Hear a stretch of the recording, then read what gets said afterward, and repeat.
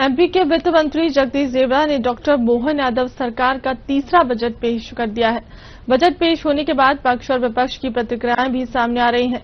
सत्ता पक्ष इस बजट को जनहित का बजट बता रहा है, तो वहीं विपक्ष उसे जनता के साथ छलावा बता रहा है।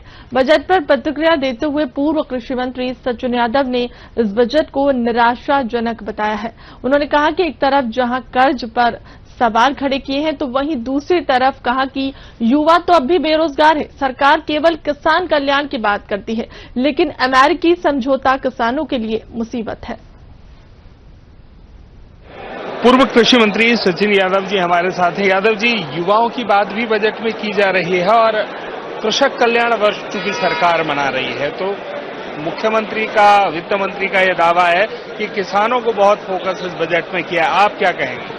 देखिए, अगर ये सरकार वाकई किसान हितैषी है तो इस सरकार को अमेरिका के साथ जो व्यापार समझौता हुआ है, जिसमें पूर्ण रूप से हमारे किसानों की अनदेखी करने का काम किया है, और आने वाले समय में जिस प्रकार से हमारे किसानों की कमर तोड़ने का काम इस समझौते के माध्यम से होने जा रहा है।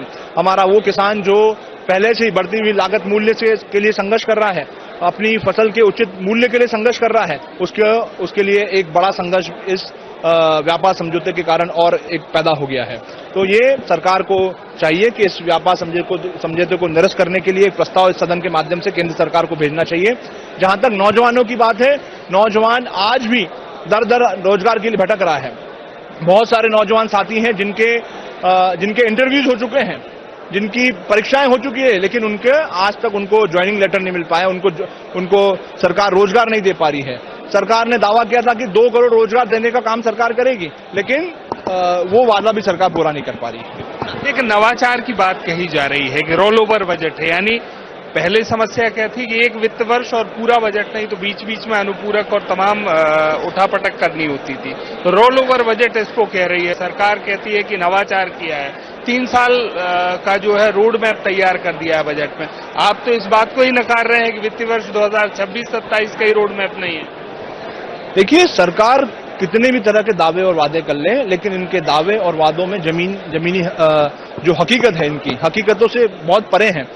सरकार का जो अभी पिछला बजट गया है, उस बजट में लगभग 74,000 करोड़ रुपए का राजकोषीय घाटा देखने को हमको मिला है। सरकार ये नहीं बता पा रही कि राजकोषीय घाटे को पूरा करने के लिए सरकार किस तरह से स्रोतों का, धन का संग्रह करने का काम सरकार करेगी। सरकार का पिछला बजट हम उठा करके देख लें तो ब्याज और कर्ज चुकाने के लिए लगभग 15% बजट की कुल राशि जो है इन 2 मदों में के भुगतान करने के लिए खर्च हो जाती है। तो ये सरकार का जो पूरा वित्त प्रबंधन है, वो वित्त प्रबंधन की पोल खोलने का काम हो रहा है। सरकार की जो वित्त कुशासन है, वो कुशासन के कारण आज प्रदेश की जनता परेशान है और दुखी है। कोई परिवर्तन नहीं किया, क्या ऐसे जनता को सौगात के रूप में कहेंगे? देखिए, टैक्स में आपने कोई नया टैक्स नहीं लगाया, लेकिन क्या आपने जो महंगाई है, जिसके कारण आज प्रदेश की जनता दुखी है, परेशान है, जो आप जिस प्रकार से पूरे देश में सबसे ज्यादा टैक्स आप डीजल और पेट्रोल पे मध्य प्रदेश में लिया जा रहा है, जिस प्रकार से अन्य टैक्स जो है हमारे प्रदेश के जनता के ऊपर थोपने का काम किया, क्या उनसे राहत देने का काम इस सरकार ने किया है? ये एक बड़ा प्रश्न है। तो टैक्स में राहत नहीं है, ये भी सवाल है। हालांकि सरकार के दावों की तरफ विपक्ष का कहना ये है कि सरकार केवल और केवल झूठे वादे कर रही है। कैमरामैन अभिलाष तिवारी के साथ किशोर शर्मा।